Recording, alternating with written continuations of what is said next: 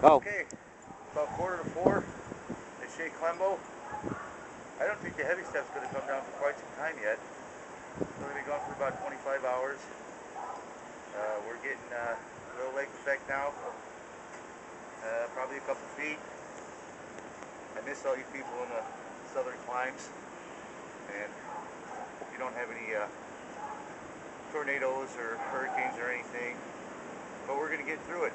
So I'm back at it.